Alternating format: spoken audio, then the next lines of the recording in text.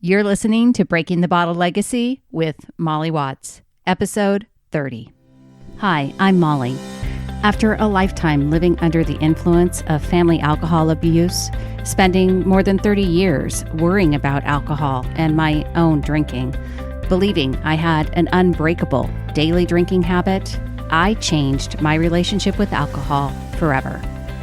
If you want to change your drinking habits, then Breaking the Bottle Legacy is for you. My goal is to help you create a peaceful relationship with alcohol, past, present, and future. Each week, I'll focus on real science and using your own brain to change your relationship with alcohol. Nothing has gone wrong. You're not broken. You're not sick. It's not your genes. And creating peace is possible. I'm here to help you do it. Let's start now. Hello and welcome or welcome back to Breaking the Bottle Legacy with me, your host, Molly Watts. Coming to you from an absolutely glorious morning here in Oregon. Are you tired of hearing me talk about Oregon in the summertime yet? I hope not. I have a few more months, a couple more months at least, I hope. And I would love for you to come experience it too. If you haven't been to the Pacific Northwest, this is the time to do it. I say it all the time. All right. Today on the podcast, I am speaking to Janet Gourand. And Janet and I are going to be talking about alcohol and aging. Janet is really an inspiration in this area because Janet drank until she was 63 years old. And then she decided to become completely sober and alcohol free. And she has been so for 6 years. Afterwards, she started her own workshops and group called Tribe Sober, and she is doing just wonderful work with folks. But I really wanted to have her on the show to talk about how alcohol and aging don't really go together and how she has found this journey and why she is so passionate about sharing it with other folks, and especially folks who, like herself, have been drinking for decades and are older and may not believe that they can change. Hear it from me now. You are never too old. It's never too late. And I hope you enjoy my conversation with Janet Gourand. Hi, Janet. Thank you so much for joining me. I was going to say this morning, but I think it's technically this afternoon for you. So whichever time zone you're in, folks, thank you, Janet Gourand, for joining me on the podcast to talk today about alcohol and aging. Oh, it's such a pleasure, Molly, and thank you for inviting me. Are you okay with being an aging expert here on this? Is that something you're going to claim for the world? Well, I certainly can't claim to have ditched the booze when I was young. So I ditched it later in life. So I'm a very good example, actually. Yeah. So I ditched the booze at the age of 63 and I'm now 6 years sober. So you can do the maths. Well, I want to talk a little bit more about that. So for those folks that don't know about you, I've given a brief introduction in terms of Tribe Sober and the work that you're doing, but I didn't talk much about your backstory. So tell me how you got to, at 63, a point where you felt like, okay, this has gone on long enough. I need to change my habits. Yeah. Finally, I always say better late than never. Of course, better late. And there you have it, folks. One thing I always say to everybody, and I want everyone to hear, you're never too old. It's never too late. You can always make better choices. All right, go. No, it's the best thing I ever did. But yeah, we held workshops regularly. So I always share my story at the beginning of the workshop. So as I'm quite old now, the story is long, but what I do is I highlight it into 3 wake-up calls, as I call it. And I ignored the first 2, and finally wake-up call number 3, I listened. So the first wake-up call came at the age of 25 when I woke up in hospital one morning, and I had no idea why I was in hospital, what had happened, where I was. But eventually, thanks to my flatmates explaining to me what had transpired, is I'd been sitting around with my flatmates. I shared a flat in London in my 20s. And, we worked hard, play hard, nothing hectic, but I'd been sitting drinking for hours. And then I'd announced that I was going to have a bath. So I trotted off to the bathroom, locked the door, and then got in my bath. But I was completely blackout at this stage, so I can't remember any of this. So one of my flatmates, fortunately for me, decided that she'd check on me before she went to bed. So she hammered on the door, are you okay in there? And didn't hear anything. And then she panicked, so the other flatmates were hammering at the door, still no response. So they called 999 emergency in UK. And the fire brigade came, they knocked the door down and they rushed me off to hospital. And I was lying there under the water, another 20 minutes or so, and that would have been the end of me. So that was crazy. But instead of thinking, right, that was not right, I've got to do something here, I've got to get some help, some advice, we just all turned it into a story. It was just, oh, did you hear about Janet in her bath? What an idiot. And everyone was laughing, and it became a bit of a legend. And I just didn't make any changes, and I carried on. I mean, that wasn't my my regular evening, and by any means, but I was drinking pretty much daily, but certainly not, going over the top or passing out or anything. So that was my 20s. When I was 30, I got married to someone else who loved to drink. There's a surprise. So we had, both had good corporate jobs, working hard, playing hard, always, a bottle of wine with dinner, maybe a shot of Jack Daniels when we got home. More at the weekends. We'd have dinner parties that went on till 3 o'clock in the morning. But, we just thought we were having fun and doing what everybody else did. And sure enough, all of our friends drank like us. Right. It was very normalized. So, that was really my 30s. I did have my son when I was early 30s, but I managed to stop drinking for 9 months. But it was hard, and I couldn't wait to celebrate the baby's birth. And there I was off again. I never thought about giving up permanently. It never occurred to me. So I got divorced in my 40s and remarried. And that's when trouble started because I married a Frenchman. And the French tend to have different attitude towards alcohol.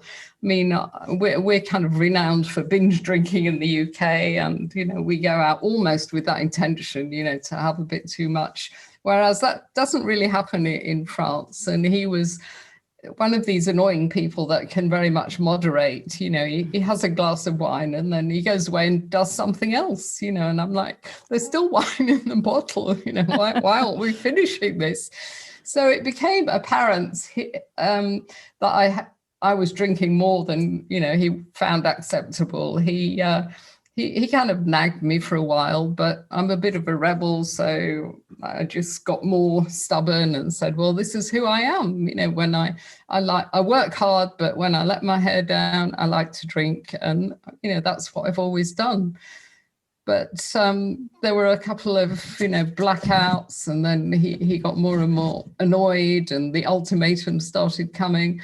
So I decided that because I wanted to stay with him, I would try and moderate. I mean, I couldn't possibly give up alcohol. Good grief. What would life be like without wine? I was thinking, I just could not imagine it. So I thought, right, I'm a strong person. I always, get what I want, I achieve what I need to. So I can do this, I can control it. So I looked up the low risk limits, and I was horrified to see there were just a bottle and a half of wine a week. Mm-hmm. And that was my normal evening consumption. So I thought, wow, big changes needed here.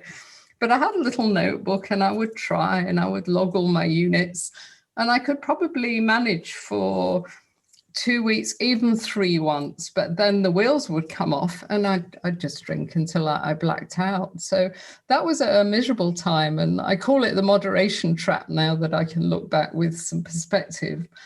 And I realized that, I was just trapped in this cycle, and it went on and on. And every time I failed, my self-esteem was on the floor, and I thought, oh, this is dreadful.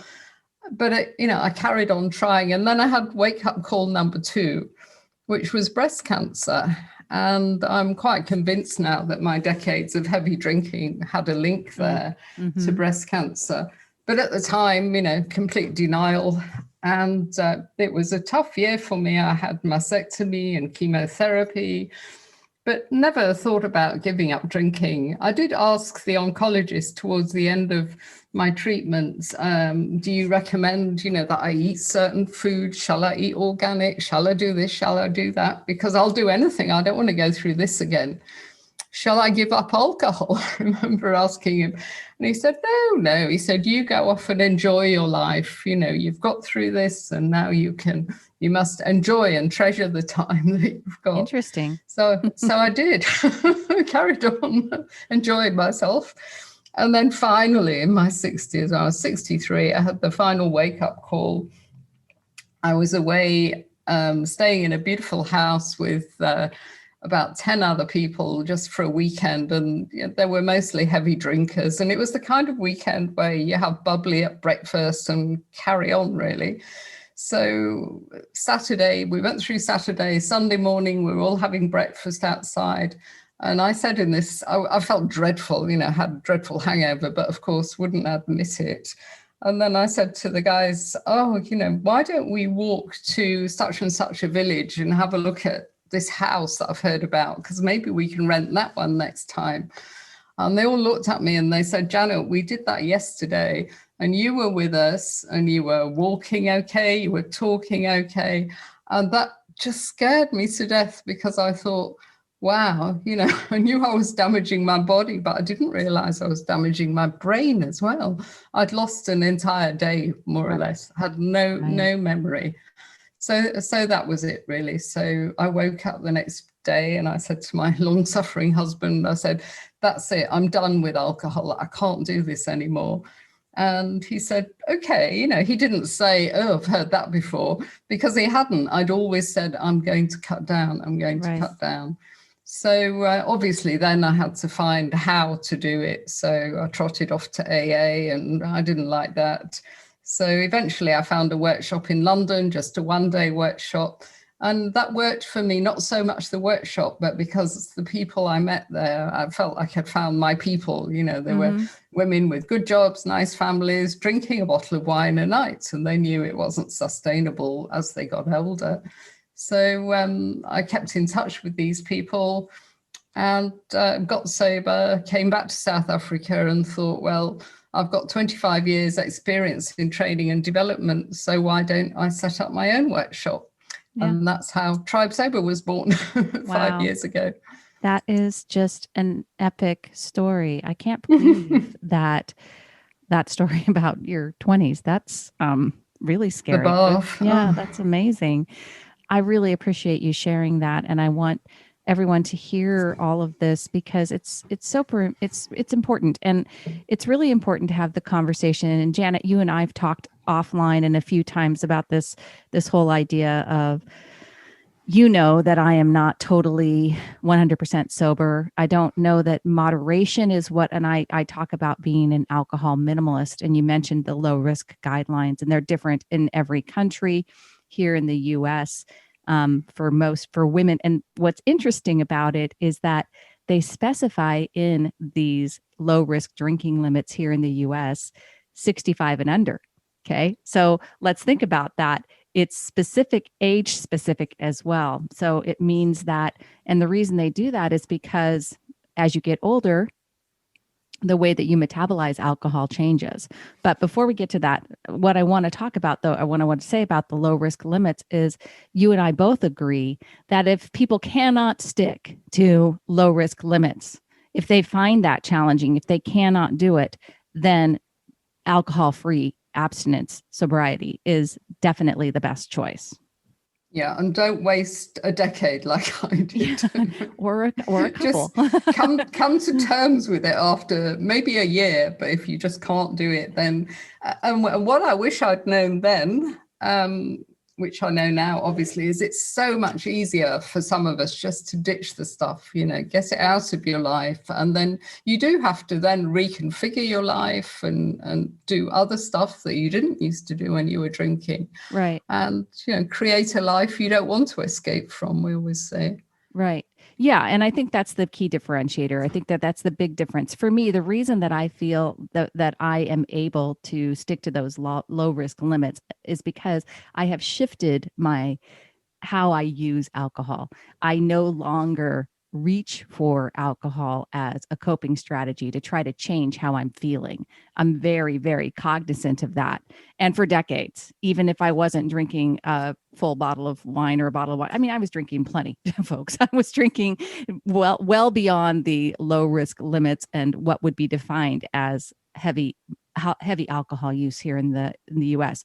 It's where it gets tricky for me, or where I think people for why I have always it's different, is I never drank to blackout stage. I was never a binge drinker, really. I was a long-standing habit drinker, and I drank far beyond the limits on a daily basis.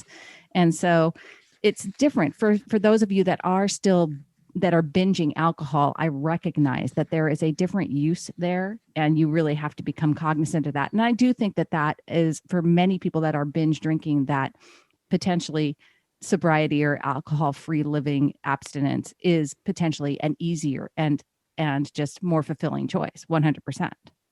Yeah, because it's so easy for us people that once we've crossed a line, really, there's no going back, because maybe we can moderate, as you heard me saying, for 2-3 weeks, but it's not sustainable. It creeps up and it creeps up, and we end up back to square one. Yeah. I say it on the podcast, the safest level of drinking is 0, folks. It's 0.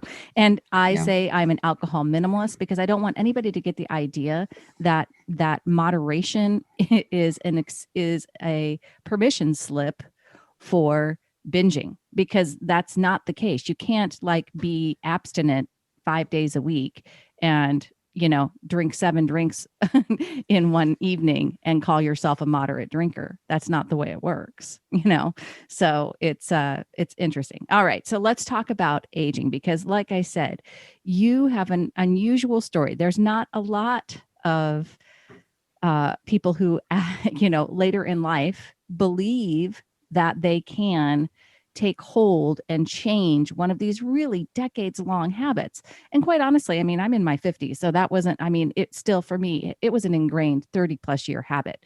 Took a lot of time for me to change. I wasn't because I took it slower than you did. I didn't have a wake up moment per se.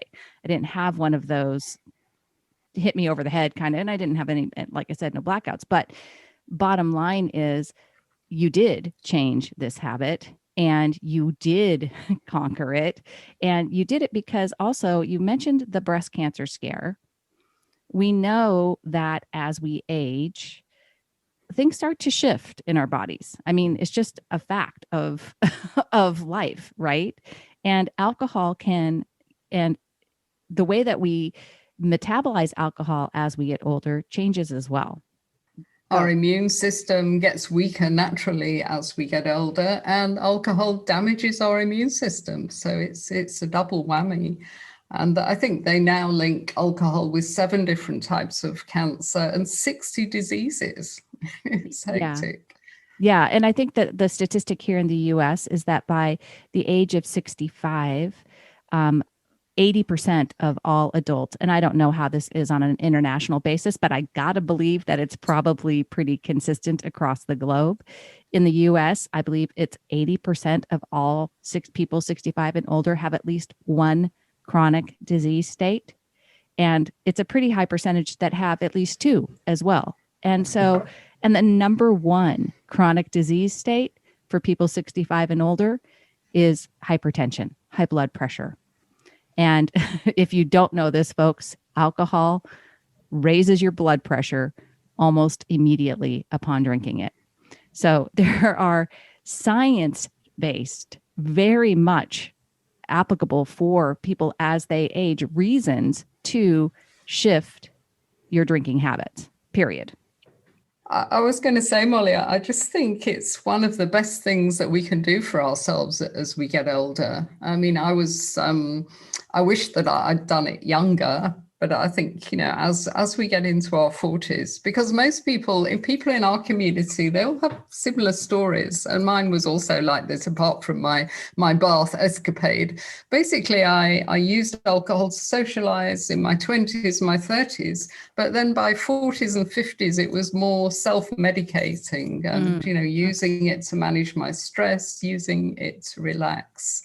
So I think when you get to that stage, it makes a lot of sense to try and make a change, because the health benefits are huge. And it means that the second part of your life will look very different for many people. I think if I'd kept drinking at the rate I was drinking for the last 6 years, I'm not sure I'd be standing here talking to you now, because there are many risks as we get older. In your group, are you talking with other women that are of a particular age, so are, in their 50s and 60s? What stories do you hear from them in terms of what do you think makes it the most challenging for people that are older to make these changes? Is it mindset? Is it all like they think this is who they are and they can't change that? Yeah, I mean, you mentioned yourself, didn't you, Molly, that if we've been doing this for decades, it's almost part of our identity, and all of our friends tend to be drinkers as well. And all of the things we like doing tend to be alcohol related, or the social events. So it is difficult to make a change, and it's particularly difficult to make a change on your own, I think, because again, that's why I was trapped for years, because I had a lot of pride and I didn't want to admit that I had a problem. Mm-hmm. So because I knew that if I came out and said, oh, I'm stopping drinking, everyone would say, oh, are you an alcoholic then? And I didn't want that label, that's why I didn't like AA.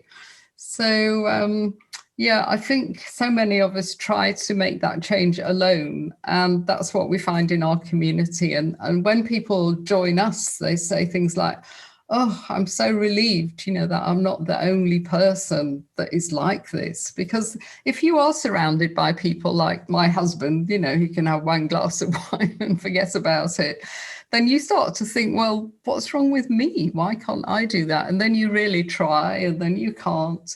So I think accepting that you've got a problem and then reaching out for some help is absolutely the biggest step.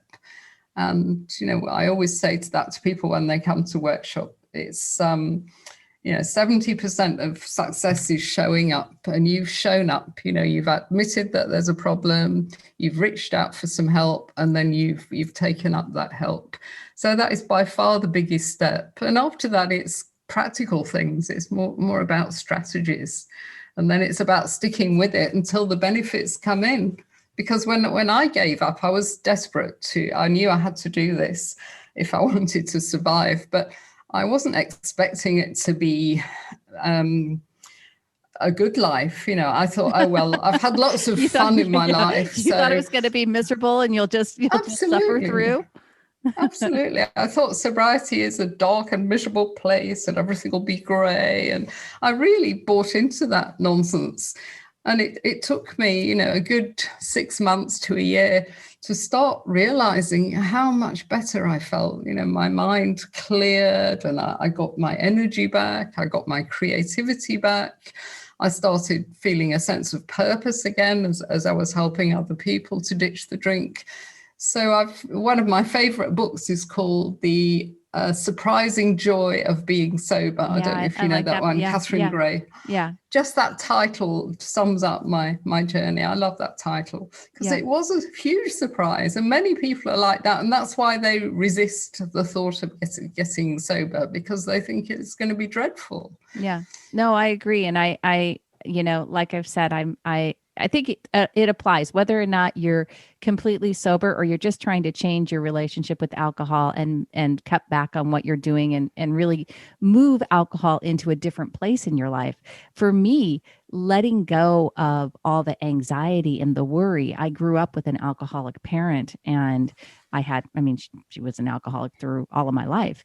So my habit fed this constant, endless, just relentless worry and anxiety in my life. And I was really kind of unaware how much of my time I spent in worry and in anxiety. And I was also feeding it, of course, with alcohol, which I've talked about before in one of the other alcohol and interviews, folks, or not interviews, one of the other alcohol and podcasts, Alcohol and Anxiety. You can go back and listen to it. But the whole idea of being able to be free from that worry for me was the biggest change, and I definitely, I didn't realize, I didn't realize how much that was going to be available to me. I like you, I really told myself that not having my nightly drinks was going to be absolutely miserable. I just really convinced myself, not only was it going to be miserable, but it was going to be really, really hard, really going to be really, really hard to do. And while it took some time, it took time. It isn't nearly, once you get there, it's not nearly as hard as I, convinced myself for decades that it would be. Yeah, I mean, it's the limiting beliefs, isn't it, that trap us, and that's why your Annie Grace is so wonderful. I'm a great fan of hers. Yeah, because we have this voice in our head. I mean, I had it for 20 years, I think, and it says you've got to do something about your drinking. You're drinking too much. And then we have all these other voices that spring up from our subconscious that say, but how will I have fun? I'm going to lose all my friends. How will I relax? So we have to acknowledge those voices in the subconscious and work on turning them round. And I always give the example of my socializing thing, because I was convinced I would never be able to socialize without alcohol. But I knew that I couldn't be a recluse. So I just forced myself out, time after time. And I hated every minute of it mostly. But I would see every outing as a challenge. I would come home, I'd write it up in my journal, another tick in the box. And I did that for months. And then eventually, I still remember the moment coming home from something. And I thought, oh, what a nice evening, and I'm going to meet that one next week and I must read that book.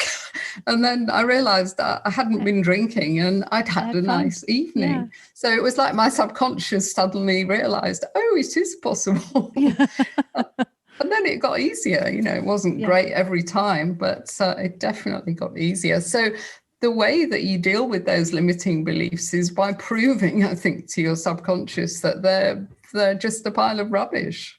Yeah, absolutely. No matter how old you are, and we've said it at the beginning, let's just continue to say it. It doesn't matter how long you've held on to those limiting beliefs. You can change them. It takes mindful intention, and it takes recognizing them, uncovering the stories that we've told ourselves for so long, or we've heard from society, or and Annie Grace talks about that too, these challenges to our own awareness. They're challenges to our own power, but we've got the power within our own brains to rewrite those stories.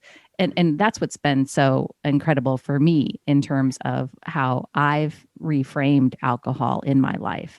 It's also been cathartic because I've reframed how the stories that I had regarding my mother and her own abuse. And I think you mentioned not wanting to have that label of alcoholic on you. And that to me is one of the problems that we have in terms of addressing people with alcohol use disorder. We don't use the terminology alcoholic around. We're not, that's not politically correct anymore. But regardless, no matter what we call it, when we don't allow people to not be broken, to not be sick, to not be diseased, to not have strength because they are drinking more than they want to, we have to be able to say, okay, this is just something that in my opinion, this is something that's been going on. I need to change it. I have the power to change it. And it doesn't mean anything more than that. It's just as simple as that. Doesn't need to be a morality around alcohol. And I find that to be the case. Yeah. And Molly, what's going to shift things for a lot of people, I feel very hopeful about this label. Because the spectrum, how at one end we've got the non-drinker and at the other end the alcoholic, who's the old man in the park, and we think, well, that's not me, so I'm fine. But now with the sober curious movement, I think it's going to be so much easier for people to say, well, I'm not drinking because I'm sober curious. I want to have a break for a while and see how I feel. What does my life look like without alcohol? Yeah. And I think that could really create a change for a lot of people. Yeah. Because it's not scary to come out and say, I'm sober curious. Yeah. No. And I think it's, even if it's, I love alcohol-free days, alcohol-free living, and I incorporate a 30-day alcohol-free month into my year. I think that's important because it does allow us that opportunity to really question our own ideas, values, how we're incorporating alcohol into our lives. And for me, it's all about keeping alcohol in it being mindful, being intentional, and understanding my relationship with it. So regardless, and again, folks, whether you choose to be completely alcohol-free, completely sober, or like I said, an alcohol minimalist, that's the way the best ways that you can incorporate or have a peaceful relationship with alcohol, at least in my opinion. Okay. So Janet, before we go, I just want to touch base on one study that I read that I think it's always the same. There's a lot of mixed news about alcohol. We get different impressions, right? We hear, oh, red wine's good for our heart. And there's been associative studies about alcohol and how it's and actually like reducing dementia, right, in older people. And I think people hold on to these ideas with associative studies as like, oh, see, I'm doing something good for me, which is so dangerous because the bottom line is, at least everything that I have understood about all studies regarding alcohol is, at least in humans, is that they're all associative, right? Because we can't rule out, everybody has to eat, everybody has to sleep, everybody has to do these other parts of their lives, right? So they can't just give people alcohol and nothing else. So there's never any way that they can define exactly what has happened that is causing whatever result they get in a study. So when they say that what they do is they take this study and they look at these people and they look at their lives and they have them tell them what they've done. And then they say, oh, okay, well, they have a lower rate of dementia and they drank. But it's not like one causes the other, right? Yeah, I think the red wine study is absolutely classic. I remember when I was drinking, I seized on that one. Oh, yeah. Red wine's good. Right. I think I might even have switched from white wine to red wine at the time. But I must look after my health. And since I've been sober and doing this, I investigated that particular study a little bit. And it was a tiny study, and it was just women in the study. They were all between 55 and 60. So it was a very kind of small and distinctive cohort. Right. And I think they had 3 really small glasses of wine a week. Mm-hmm. And yeah, they did manage to detect a little improvement in the heart health. But I mean, that was a small group of people and tiny glasses of wine. But people like me, they immediately went out and bought bottles of red wine and thought, well, it's fine. So they're so misleading and so dangerous. But of course, the media, their hands are tied because a lot of them are advertising liquor. Sure. Spending dollars. I was talking. Yeah, so they can't be too controversial. It's just like cigarettes used to be. It was only when cigarette advertising was banned that the media started saying, well, actually, cigarettes give you lung cancer. And then we went, what? Why did nobody tell me this before? So, yeah, I'm very, very dubious about these studies now. And I think they do a lot of damage. It's a shame. Yeah. Well, I agree with you completely. You know, I say this on the podcast, folks, there is absolutely no benefit to adding alcohol to your life. That's not no one should be prescribing that. It's all about harm reduction, minimizing the negative impact. I, for one, still enjoy a glass of, I guess I'm one of those annoying people, Janet. I can definitely. I can take a glass of wine and not have another one. But that is definitely the goal here. You have to reframe your thinking about alcohol, no matter how old you are. And especially if you are in your later years, 50s, 60s, 70s. This is an opportunity to change how you are really going to live the rest of your life, because it is just simply that important. It can help you live longer. It can help you live better. And, be like Janet, right? Finally, she got it. But life expectancy for women these days, if we're fortunate, is about 86. Well, I don't want to, be in my 80s and feel absolutely dreadful because I've got so many ailments. I think we need to live longer but healthier, right until the end, and then just have a short, sharp illness and that's it. Yeah. But not to suffer.